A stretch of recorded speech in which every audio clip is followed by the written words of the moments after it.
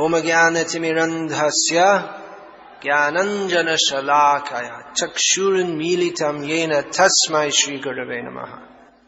Srimad Bhagavatam, Canto 8, Chapter 7, Text 34, to be followed by Text 35, translation and commentary by His Divine Grace to the A.C. Bhaktivedanta Swami Prabhupada, Founder Acharya of ISKCON. Translation: Even personalities like Lord Brahma and other demigods cannot understand your position, for you are beyond the moving and non-moving creation. Since no one can understand you in truth, how can one offer you prayers? It is impossible. As far as we are concerned, we are creatures of Lord Brahma's creation. Under the circumstances, therefore, we cannot offer you adequate prayers, but as far as our ability allows, we have expressed our feelings. The demigods are concluding their prayers to Lord Shiva.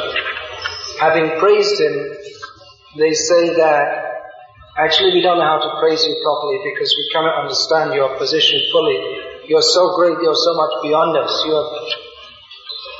You are beyond us. We are simply creatures of Lord Brahma's creation, but you are not a person of Lord Brahma's creation. You are in a different position. You are in the para, the transcendental position. So in this way they're praising Lord Shiva, and in different places in the Bhagavatam we find the praise of Lord Shiva. Not only in the Bhagavatam, in many parts of the Vedic scriptures we find praise of Lord Shiva. He's certainly a praiseworthy person. There is a whole group of followers of the Vedic literatures or of the Vedic culture who accept Lord Shiva as supreme.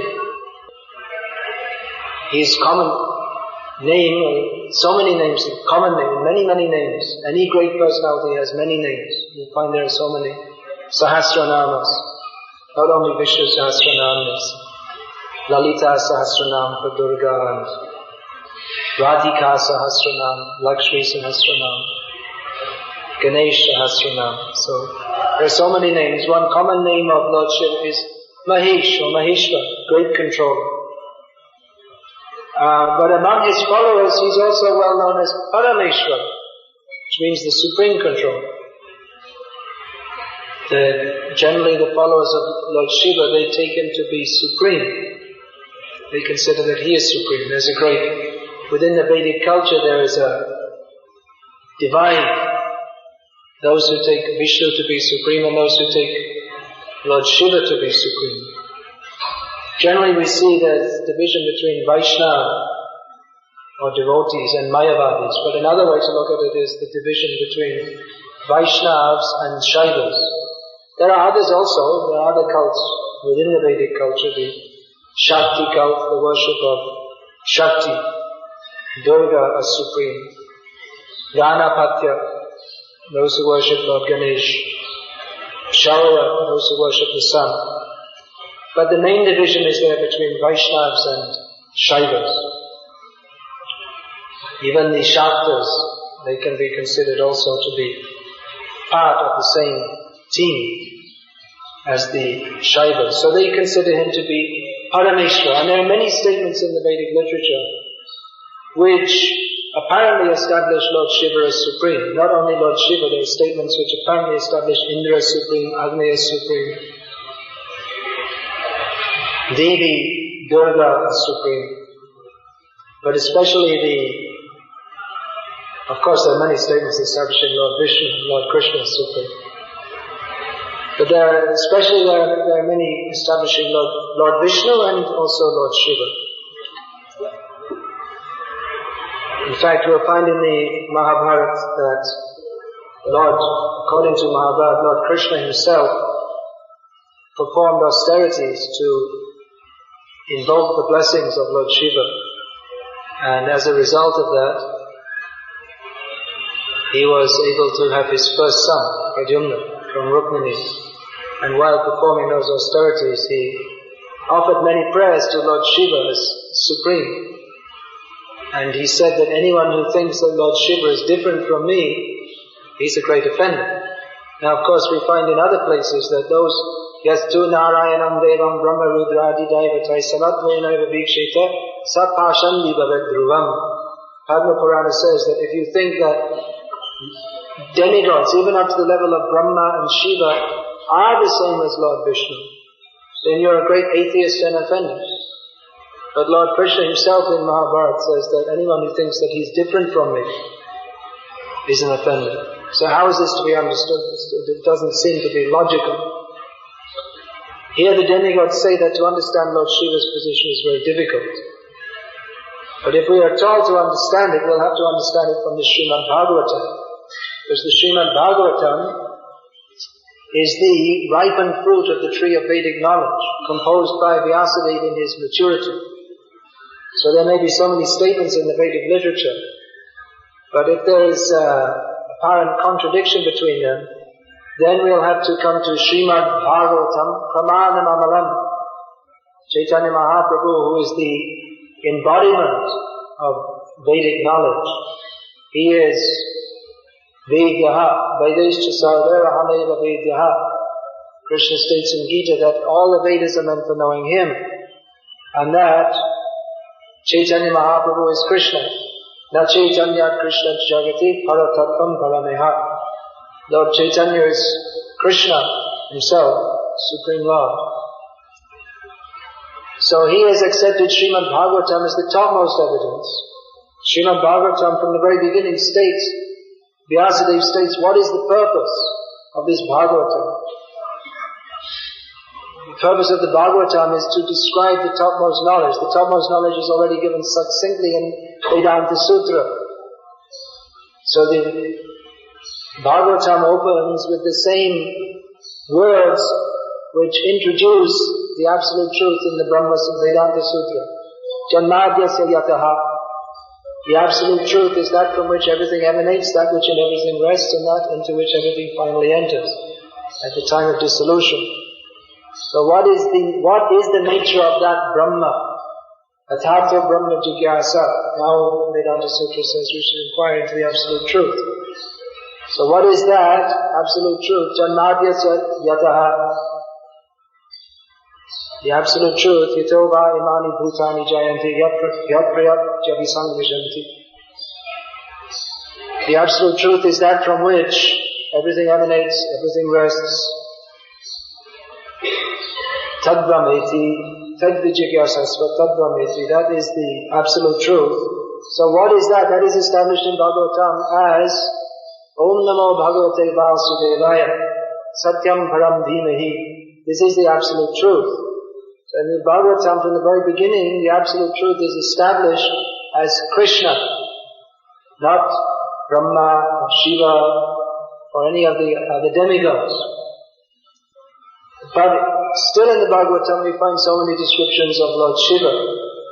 But particularly here in Bhagavatam, Lord Shiva's position is established as the greatest devotee, Vaishnavanam Yatha Shambhu. Of course in other literatures we may find that other devotees are also established as the greatest devotees. And of course in Bhagavatam, those who are fully understanding the Bhagavatam, they find that Radharani is established as the greatest devotee. But Lord Shiva's position as a great devotee, that is being established here. How is he Parameshwar? What are his glories? How he's worshipped as supreme by those who don't know Krishna as supreme. He has so much power, he's practically non-different from the Supreme Lord, Vishnu. Brahma Samhita, that is accepted as the summary of Srimad Bhagavatam. So in there we have the famous verse that establishes Lord Shiva, what is his position, as the same as Lord Vishnu, Lord Krishna, Govindamadi Purusham, but at the same time different. What is that verse? Kshiram yata dadhi vikara vishesha yogat sanjayate nahitata pritag asti heto yah shambhutamapi tata samapati karyat Govindamadi Purusham tamaham bhajami.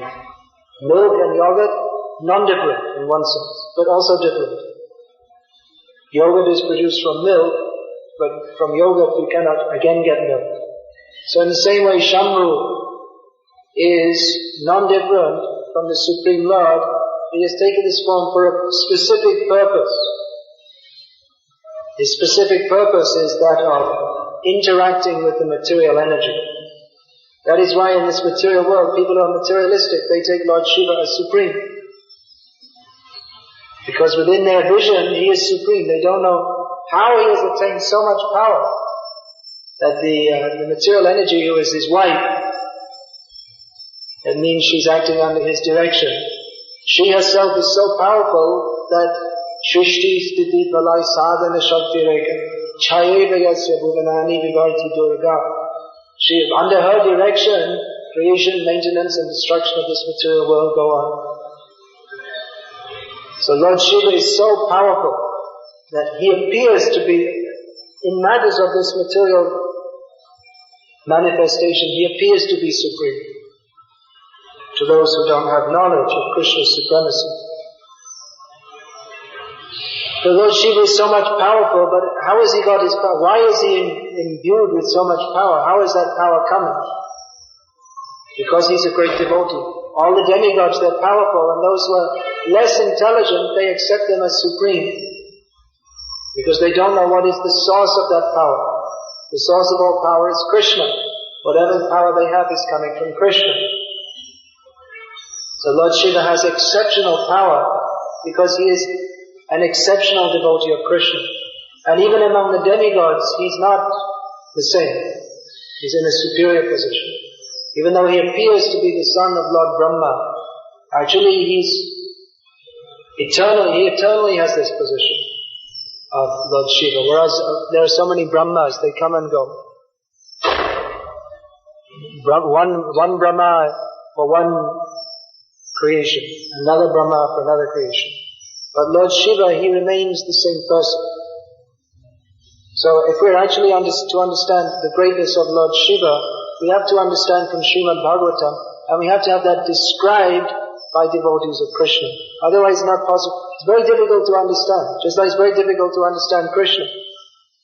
Krishna and Lord Shiva, they are the two most praised persons within the universe, and they're quite likely the most blamed also. Krishna is blamed for his activities that appear to be immoral to those who are not on the actual level of morality. Those persons who think themselves very moral, but who don't worship Krishna, they're actually immoral because they're prostitutes. Every living being is the maidservant of Krishna. Every living being is Prakriti. Krishna is Purush. Everyone is to be enjoyed by Krishna. But those who are on the standard of worldly morality, they think we shall not lie, we shall not steal, we shall do good to others, we will be nice, we will smile, but we shall not worship Krishna. They are immoral. They accuse Krishna of immorality. And there are others also who accuse Lord Shiva of bad behavior. Just like Krishna is accused of bad behavior. Those who don't understand Lord Shiva, they also accuse him that what is this? He's going in the crematorium, covering himself in ashes, disappears. This is in the mode of ignorance. He mixes up with all kinds of ghosts. Look at his followers, all ghostly being. He loses his temper. He's always angry. Rudra principle. Prabhupada describes in Bhagavatam, 3rd canto, that wherever we see earthquakes, hurricanes, ferocious war, people fighting ferociously in wars, nuclear bomb explosions, to make it topical. That is the Rudra principle, the angry, destructive principle of world. So how can we think that this is the supreme? He seems to be someone bad. If we see someone becoming angry, we think that is something very bad. And Krishna himself says in Gita, Kamas Kodas Tata Lobhas Srividha Narakasya Idam Dwaram Nashanam Atmanaha Kamas Kodas Tata Lobhas Tasmat Etat Trayam Tyajit. Krishna says there are 3 gates leading to hell: lust, greed and anger. Therefore an intelligent person should give them up.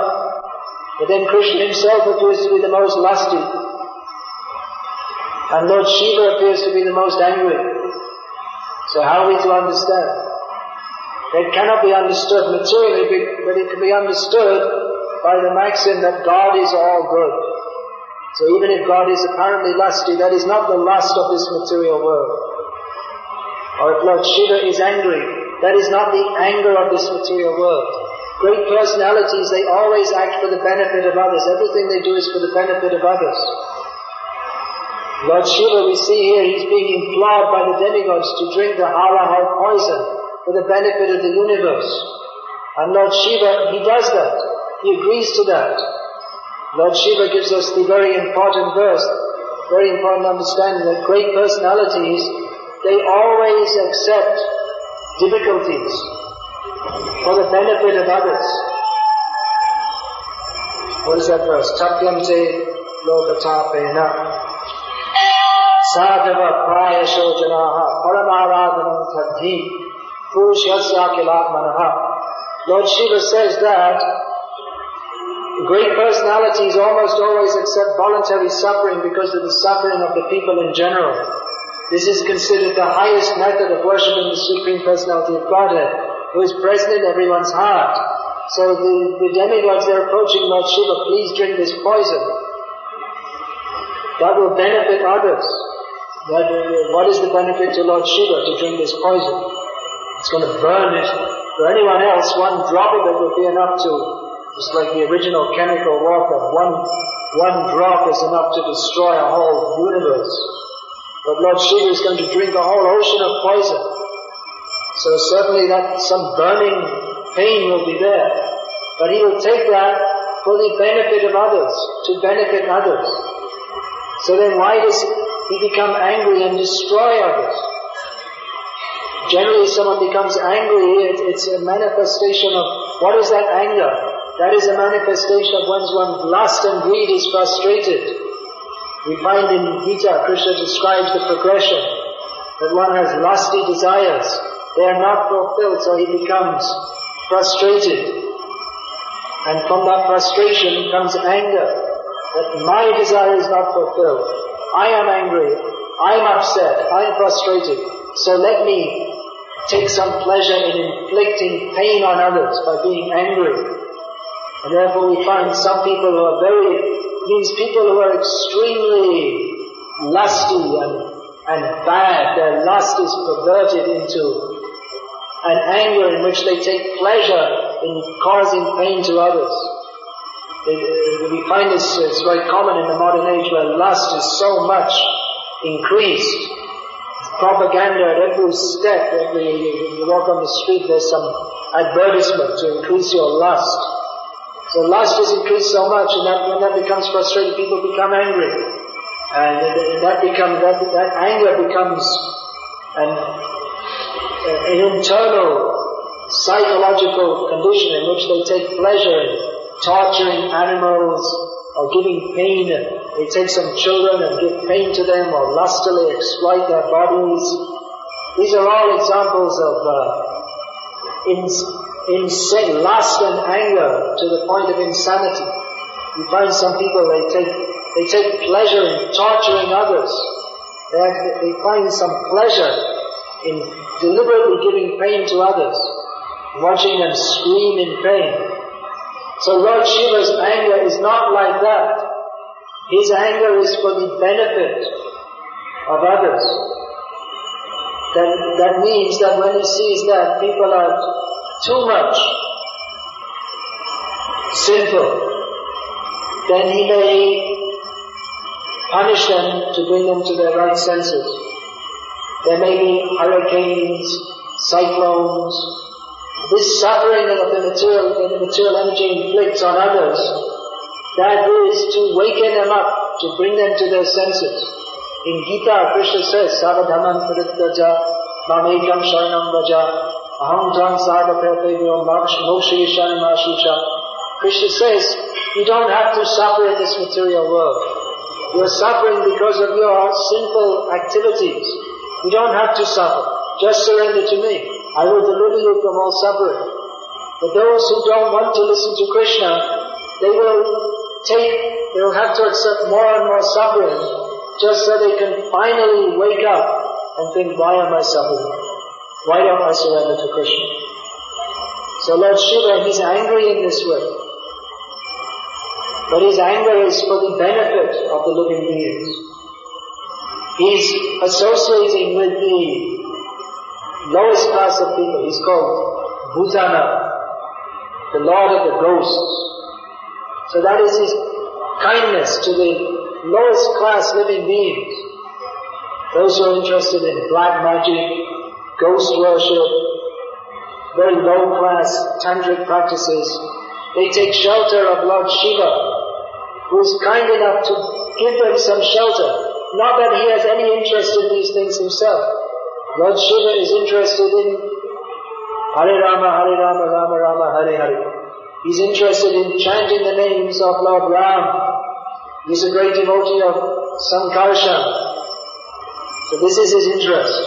But out of his kindness towards the very fallen living beings, he gives them some shelter. Not that he has any interest in their very low class and perverted way of thinking. But just so they'll follow some authority, he gives them some shelter, so that they could gradually become purified. Because if they don't follow any authority within the Vedic system, then they'll become more and more degraded. So even within the Vedic literature, there is the left hand, which is Vamapanta, by which there is ghost worship, spirit worship, very low class. But that at least they're following some rules and regulations within the Vedic system, so that gradually they can come to understand what is Lord Shiva's actual position. Lord Shiva's position is that he is a great devotee, and those who are actually followers of him, they become devotees. We have within the four Vaishnava Sampradayas, there is the Rudra Sampradaya, which is the Vishnu Swami Sampradaya, which is presently going on as the Vallabhacharya's Sampradaya. So within the Vedic culture there's another Sampradaya following Lord Shiva. That is the Shankara Sampradaya, the followers of Shankaracharya. Shankaracharya came, Lord Shiva came again as Shankaracharya to bewilder those who would be bewildered. Those who are very much in the mode of ignorance, they are averse to accepting the supremacy of Lord Vishnu. They are attracted to descriptions of the Supreme as impersonal. So they're also ghostly haunted, low-class living beings. Even though they may appear to be very pakka brahmanas, following Vedic rules and regulations, their philosophy is actually ghostly, suicide philosophy. How do you become a ghost? 10 easy steps, how to become a ghost. Not even 10. 1, just cut your throat. Commit suicide, and you can also become a ghost. So those who want to commit spiritual suicide by adopting the impersonal philosophy, they're given shelter by Lord Shiva. So they misunderstand him. Shankaracharya again very clearly stated, Bhaja Govindam, Bhaja Govindam, Bhaja Govindam, Mudhamate, Samprapte, Vanhite Kale, Nahi Nahi Lakshati Dukhin Kalane. That all your grammatical word jugglery, I am you and you are me and we are all together. Tattvamasi, I am you and you are me and everything is all the same. So your jugglery, that won't help you. What will help you? Bhaja Govinda, Bhaja Govinda, Bhaja Govinda. Worship Krishna. But those who are mudha, fools, they say, no. He said this at the last time, just before he must have become senile or something in his old age. Even though he was only 32 years old. We don't accept this, what the real teaching of Shankara. Brahmasmi aham, I am that. Tattvamasi, you are that. You are what? You are all the same. Undifferentiated oneness. So Lord Shiva's purpose, that can be understood through the Bhagavatam. His devotee, others who claim themselves as his followers without worshipping Lord Shiva as a devotee of Krishna, those who worship him as independently supreme, they have not understood his position. Actually, who is the real Shiva, who is the real follower of Lord Shiva is the Vaishnava. They are the real followers, because Lord Shiva teaches us to worship Lord Krishna. So the real follower of Lord Shiva is a Vaishnava. Similarly, the real Shakta, the real worshipper of Shakti, is the Vaishnava, because he knows who is Shakti, Adi Shakti. In Calcutta you'll find the temple of Adi Shakti, the original energetic form. They worship Kali as Adi Shakti. But who is the real Adi Shakti? Is Radharani. From her all the Lakshmis expand, and then the female principle is embodied as Radharani. So even in this material world, the different forms of Durga, the female principle, by which in this material world, male principle and female principle is simply an imitation of Radha and Krishna's loving pastimes. So as Radharani keeps Krishna always entranced in loving ecstasy, so in the same way, in this material world, the female principle always keeps the female embodiment, keeps those who are in the illusion of thinking themselves males, keeps them entranced. But the origin of all these, the origin of everything is Krishna, and Radharani, who is the female form of the Supreme Lord. She is the origin of all female principles. So those who are actual worshippers of Shakti, they must worship Radharani. So in the same way, the Vaishnava is the actual Shakta. The Vaishnava is the actual Shaiva. Now all these points have to be understood through Bhagavatam. Lord Shiva's position is very difficult to understand. So, even for the devotees, very difficult to understand. Who is this person? He has his own unique position. There is Vishnu Tattva, Jiva Tattva. So Vishnu Tattva means the supreme, absolute truth personality of Godhead. And Jiva Tattva means the separated parts and parcels. But Lord Shiva means he's neither Jiva nor Vishnu. He is non-different from Lord Vishnu. Actually everyone is non-different, but he is more non-different than the Jivas. But he's also different. So how is that? That has to be understood from the Bhagavatam. How Lord Shiva is the supreme controller of the universe under the direction of Lord Vishnu. Almost from his functions within the material world, he's almost as powerful as Lord Vishnu. But he's a devotee. And he's devoted to Lord Vishnu. And ultimately he's under the control of Lord Vishnu, as will be shown in the pastime of Mohini Murti. So this Shiva Tattva, that's all we have to understand. We have to understand through the pages of Bhagavatam. We have to understand that his greatness ultimately lies not in his potency to oversee the universe, but in his great devotion to Lord Krishna. And this is the message of Bhagavatam. Lord Shiva is being praised, but the Vaishnavas, they're not so much interested in how he's creating, maintaining, destroying the universe. They're more interested in how he is a great devotee of Lord Krishna. So this is the real description of Lord Shiva, and how the Vaishnavas see him. The Bhagavatam is not meant for anything else but this, to teach us devotion to Krishna.